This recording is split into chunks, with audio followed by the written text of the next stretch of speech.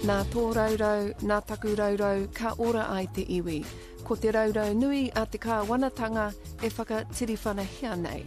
Welcome to Mata with me, Mihingarangi Forbes, brought to you by Te Māngai Pāho and Irirangi Te Motu, New Zealand on air. After months of anticipation, on Thursday the coalition government will announce its first budget. To mark the event, Te Pāti Māori is planning a nationwide activation, calling on Māori to strike for the day and attend regional hikoi being held across the motu. Prime Minister Christopher Luxon has described the strike as illegal, saying he thinks it's entirely wrong. It's the second time this parliamentary term Te Pāti Māori has organised a nationwide activation to oppose the government's policies. Nō reira, hei ā ta whakamārmatu I tēnei kaupapa, kua piri mai ngā kai ārahi takirua o Te Pāti Māori, a Deb Ngarewa-Packer, rawa ko Rawiri Waititi. Tēnā kōrua. Kia ora. What's the intention, the second activation that Te Pāti Māori has led or been part of? What's the purpose of this one? Look, I think the purpose is to, first of all, to follow up on the call of kotahitanga. And, you know, we've heard it through all the last 6-7 months of fighting in the kāwanatanga space. And, you know, make a choice. It could be about our reo, it could be about our whānau, our whenua, our genocide. Make a choice. Our rainbow community, we've been in the kāwanatanga space fighting them, and now it's time for us to call on our whānau to activate and to show and to contest what it is that we're seeing coming out of this kāwanatanga space. And most importantly, to follow and emphasise our rangatiratanga. So that's the start of the kōrero. What's the significance with Budget Day? Well, what we're going to get is a Pākehā government that will announce a Pākehā budget for a Pākehā economy. And for far too long, we've allowed them to assume, under the guise of kāwanatanga, absolute sovereignty and control over te iwi Māori. And we've allowed them since 1853 to assume kāwanatanga. And in signing it, we allowed them kāwanatanga over their own people. For far too long, we've allowed them to domesticate us. For far too long, we've allowed them to assume that they have sovereignty over us. It is now time for us to step comfortably and courageously into rangatiratanga. And so we sit there every day waiting for question 6, A, which is half a question time. We get 5 minutes.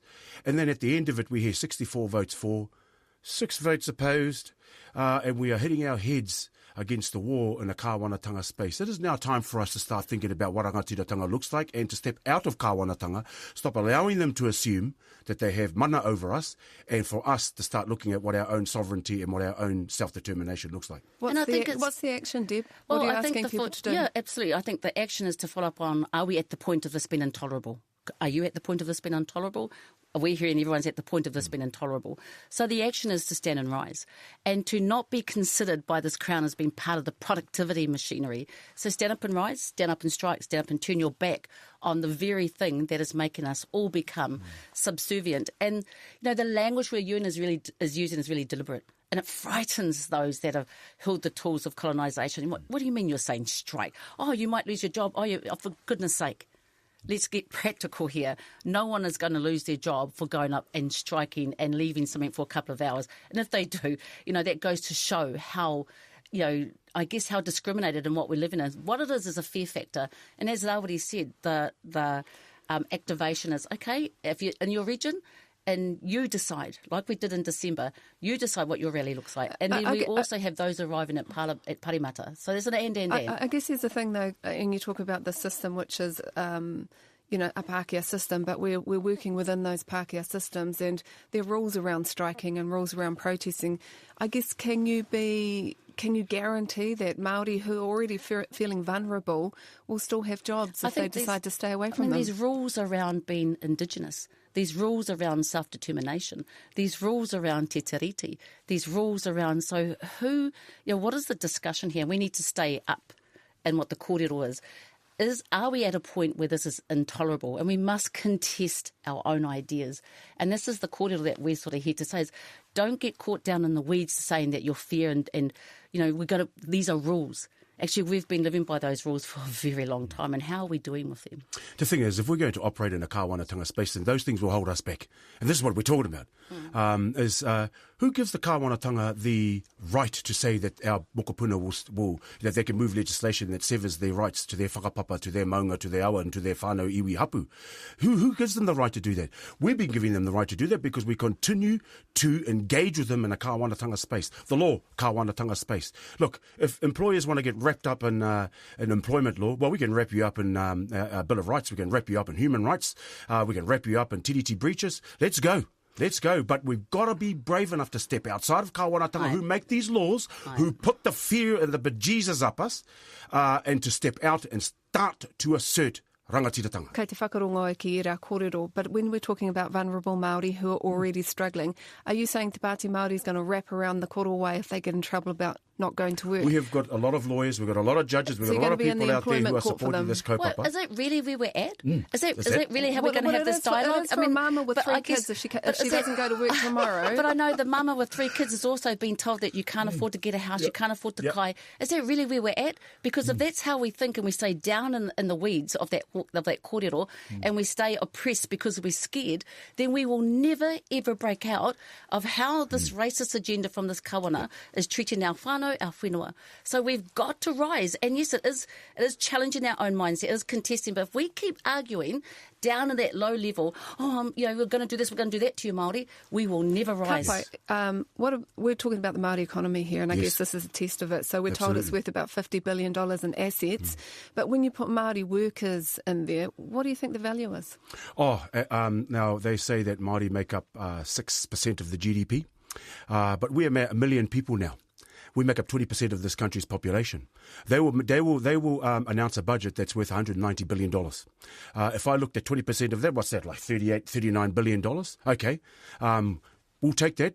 And we're going to push it into a tino rangatiratanga space where we determine what happens with that. Oh, and by the way, we're 50% of the male prison population. We'll take that budget as well. We're 64% of the female prison population. We'll take that budget as well. Oh, we're 70% of oranga tamariki, but tamariki that make up oranga tamariki. We'll take that as well. We're also 50% of those who own the fishing quota here in Aotearoa, 40% of the beef and sheep industry. Let's start looking at the Māori economy. This is the power of the brown economy. We are the ones that make this country turn, the tyres turn. We are the people who are working on those trucks, driving those buses, working on the ports, working in the airports. We are the teachers, the lawyers, the doctors, the nurses. We make up a lot of the country's GDP. Māori business makes up 21% of that. So let's just look at the brown economy, and we will not sit idle while this white Pākehā government announces their white Pākehā budget for their white Pākehā economy. I mean, with respect, are you staying away on Thursday? Is that the plan for you too? We will be in Puneke with the other MPs. With respect, when you talk about the Māori economy and we get caught up in the numbers, kei te pai, I've heard it's 70, 80 billion. We are also better at perpetual funds more than non-Māori, but we need to remind ourselves, you know what our biggest asset is that 70% of our population are under the age of 40. That is our Māori economy, is that we have and we respect our taiao. That is our Māori economy, being sustainable and being innovative. That is our future Māori economy. But we can't get through there because we've got short-term, twilight-setted politicians who are focused on milking Mother Earth, till she's dry. Our biggest asset is our tangata, and that is why we're keeping our kōrero up, to remind ourselves to remember of our own value, and our biggest contribution we have to Aotearoa are our mokopuna. And we need to make sure they're seen and they're heard. So that is, and I get it. I get people are going to sit there saying, all those radicals, we have to radicalise our thinking in our economy. Otherwise, we're going to make it so hard with a government that's, continuously rewarding the rich and hitting hard those who are struggling. Just to be clear, so on Thursday, will you vote against the budget? Or we're voting against it. So you are going to Parliament. So we will be at Parimata. We will be in Puneke to receive those who are coming. We've got our leads that have been part of the Toitu Tiriti activation in December. They've grown exponentially. But we will be there. Rawiri will do a speech. But there'll be other things that we'll do too. And you will go to Parliament to oppose that budget? Absolutely. What do you make about the Prime Minister Christopher Luxon's comments that he says it's illegal? Of course he's going to say it's illegal because it's in a kāwanatanga space. Absolutely. And this is the fear, right? And the social engineering that this government does, and Pākehā do it all the time. It's okay for them to strike, but when it comes to Māori, it's illegal for you to strike. And so he could say all he likes. At the end of the day, we are acting in our rangatiratanga. We are acting in Article 2, which was the protection of the pre-existing rights of tangata whenua, to be undisturbed of our whenua, to be undisturbed of our kāinga, to be undisturbed of our taonga. And so, it can be illegal in your kāwanatanga space, but it's absolutely acceptable in our rangatiratanga space, and we must just comfortably and courageously move into there. Here's the problem is, that type of talk then scares our people because they believe that the relationship is transactional. This, on Thursday, is transformative, and it's and this is what will scare I think it'll motivate. I think what he's saying. Can I ask, are you inviting tangata tiriti to... Absolutely, tangata tiriti, tangata moana. I mean, if you look at us and follow our trail in the last 7 years, and we were talking about it, we've been at more Free Palestine hikoi than we have our toitu. We have tried to be there for our rainbow communities and fight for our tangata haua, our disability whānau, our reo, our hauora, and the reality is we will carry on doing that. But we have to lift the sights and the aim, and we cannot let these short-term government... Because we're different. We've always said that. We are a movement. And we have to advance that movement according to the pleas. 29,000 submitted for the fast-track approvals bill. 2,900 wanted to speak. You know what? I've listened to 254 of them. None of them were iwi. They pulled out of a ballot. This is what democracy, even if we played the kāwanatanga space, this is what it's looking like for our whānau. You're saying that support from tangata tiriti. Oh, yeah. Huge. They're ready to go. This is going to be huge. But I just remind everybody that Toitu Te Tiriti kaupapa has always been about mokopuna, or mokopuna focused. We're tiriti inspired. We're mana motuhake driven, and these are the things that make this hikoi so fundamentally principled, is that we're not out there to create an angst for nothing. But we must do this because the mokopuna, making mokopuna decisions is our primary focus. If we're going to elevate our whakaaro, tell us what would you have put in the budget? That's a really good cordial, because I was going to say, I think you said at the beginning, why on budget day? Well, the reality is that everything they're dismantling is coming through on the budget. What we would have done is made sure that our own models were repeated, and we've heard this from Tā Meihana jury, that we would have had more emphasis in our own Māori solutions and our hauora solutions, that we would have put more into our kura, more into our mātauranga Māori, more into our own kaupapa for our rainbow communities. More instead, what we wouldn't have done is taken lunches away from schools. We would have had more budgeting support and more wraparound whānau support as we do a whānau order. We would have had more mokopuna in our mokopuna order. So again, we would have given more towards those solutions designed by our people, for our people, by our communities, for our communities, by rangatahi, for rangatahi. Instead, what we've got is a slash and burn, a redistribution of wealth, focusing purely on the super wealthy at the cost of those struggling. So we would have done an upside down model. Rawiri, you talk about, the overrepresentation in prisons and justice and all the rest of it. Given the situation that we have at the moment, that we're not throwing this government out tomorrow or the next day, how do you work with what you've got? Is it the devolution of finances to iwi, to hapu, to regional? Is that the plan? No, the plan is to start our own parliament. That's the plan. And that should come to no surprise to anybody, because that's been in our mana motuhake policy for the last 3 or 4 years. That's right. And so, but look, our tipuna tried to start this back in the 1800s. Started at Kohimarama, Waipatu Marae. Ratana tried to start it in 1924. We've got to talk about it in Ngāti Kahungunu. We have been talking about this for a long, long time. And now it's time for us to enact that. Because what we do is we're allowing this government, and we're allowing Pākehā to assume mana over us as we continue to engage in kāwanatanga spaces. We must step into rangatiratanga. We must look at what our own oranga is, and our own parliament, and our whatever we want to call it, kotahitanga. It's the revitalisation of the kotahitanga movement. We had a whare ororo. We had a whare ariki. We gave that mana back to our people to be able to make those decisions for ourselves. Is there a synergy with the next Hui Māori on the weekend? Absolutely. Well, it must, because it's standing in Kaungunu. Waipatu Marae actually ran those, and they had the Eastern Māori MP was the Speaker of the House. They even appointed a Premier in Hamiora Mangakahia. And so, and then they took it around. So it's not just somewhere he whāriki whakaneke. It moved from marae to marae because the mana sits in the communities and its leadership. It doesn't sit in this kind of one-stop shop, centralised, monocultural, monolithic organisation here in Wellington. Rawiri, Deb, tēnā kōrua. Kia ora.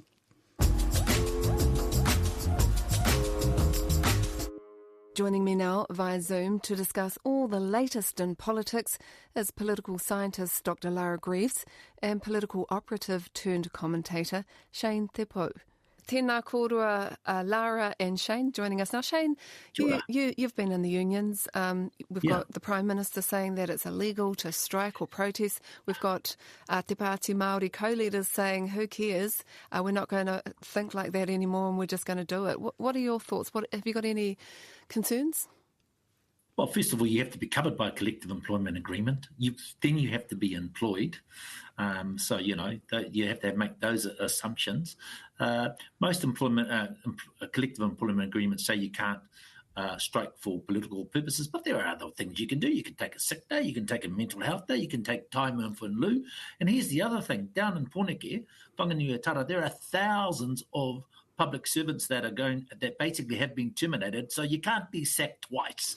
So I think in terms of people fronting up on Thursday in Parliament, I think it's a very good thing. And if I was committed to getting down there, I would just simply go and if some bum of an employer wanted to sack you, I reckon Te Pāti Māori is quite right. There would be lots of support and lots of tautoko and lots of lawyers that would fight for you. Shane makes a good point, Lara. There's about 5,000 public servants, I think was the last number I read, who could be out of work or who are already out of work.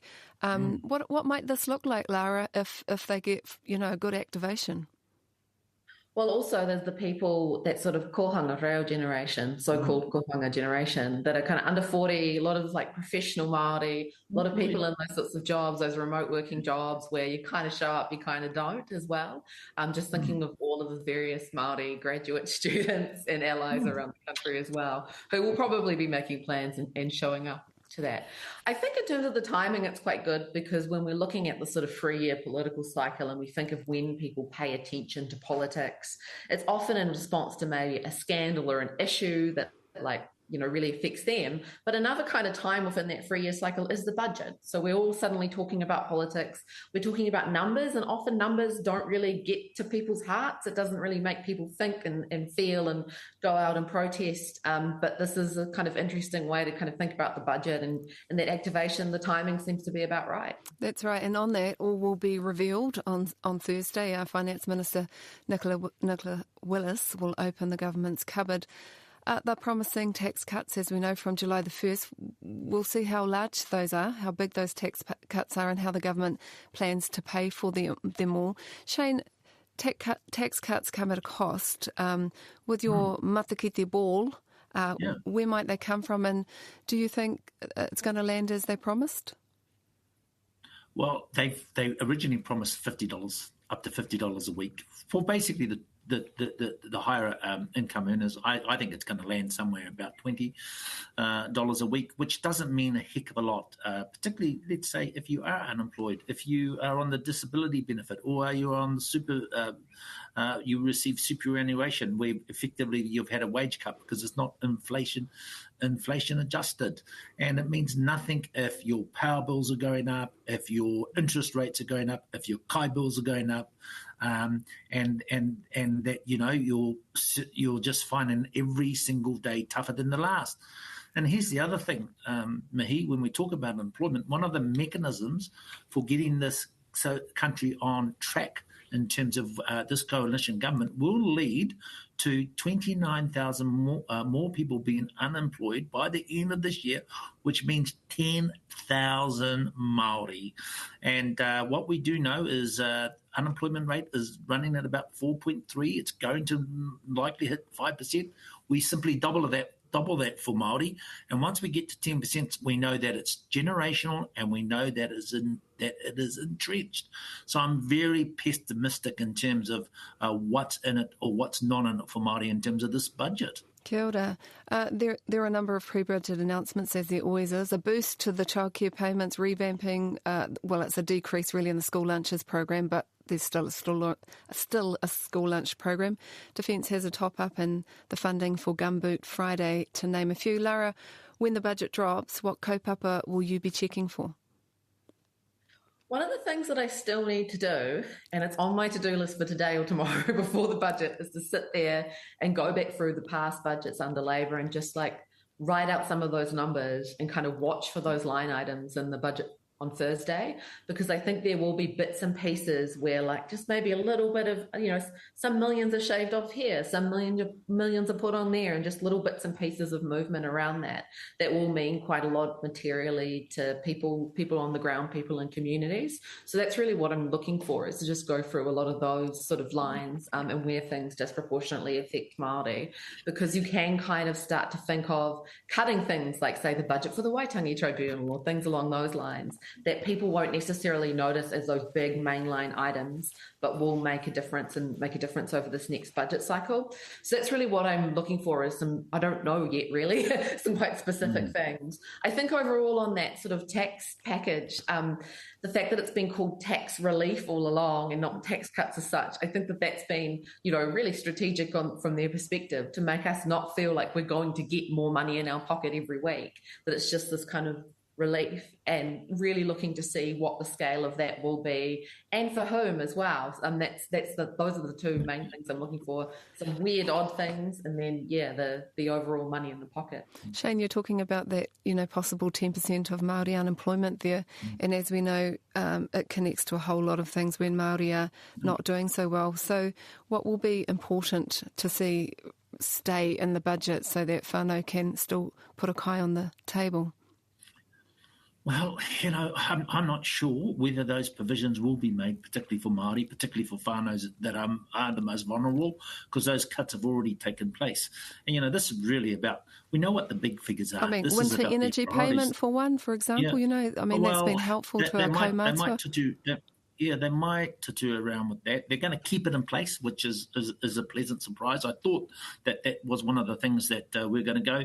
Hey, we talked about early childhood care extra payments, but that doesn't make that just often that just feeds the profit motive that creates that industry. It doesn't mean lower fees for parents. But hey, Mihi, here's the big numbers: $2.9 billion. In back pockets of landlords like me, $1.9 billion on a maxi prison in Waititi that will increase our muster to 10,000 prisoners, and we know that will have an abject impact on Māori. Will have a prison muster of more than 10,000. Those are the big numbers that count. I would rather see that $5 billion, if you just add those two figures together, I'd rather see that money spent on alleviating childhood poverty. What we do know is 1 in 6 children are in poverty, and the hole is getting deeper. Yeah. It's not improving for people out there. It's getting worse. The next hui taumata begins this Friday, the day after the budget. It's in Ngāti Kahungunu, and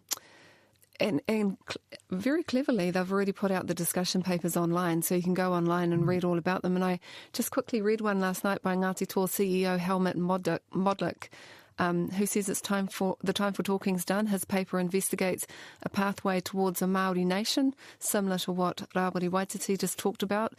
And he says while it offers partnership to the Crown, he suggests if the Crown doesn't take it up, then it's full steam ahead to developing an independent Māori nation with associated governing institutions, executive, judiciary, all those kinds of things.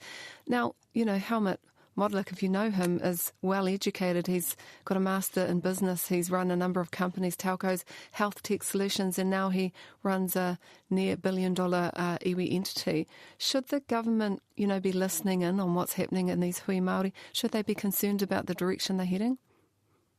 Yes, but they won't be. That's the thing, because it's like the system of power that got you in power you kind of always are going to give credence to that and like support that. So that's the kind of catch-22 of politicians. I have to say there's issues with democracy all around the world. I've been working on a project to do with the European Union, and like it's across nations, across the world, and especially true for Indigenous peoples, that like the way that democracy and electoral and political systems work is not really suiting a lot of people, whether it is Indigenous groups, whether it is migrant groups, whether it is those lower income, lower educated groups that are feeling really left out by political and economic elites. So I think that actually, realistically, with things like the climate crisis coming, I think over the next few decades, we will be reconsidering a lot of our structures. I can't see how we don't do that. I think also the younger generations are quite keen for that sort of thing to happen. And I think that that's just likely to happen around the world. That's one of those things, that this is just the way that things are going to have to go, and that I can see as a real trend in our, international political science and democracy literature.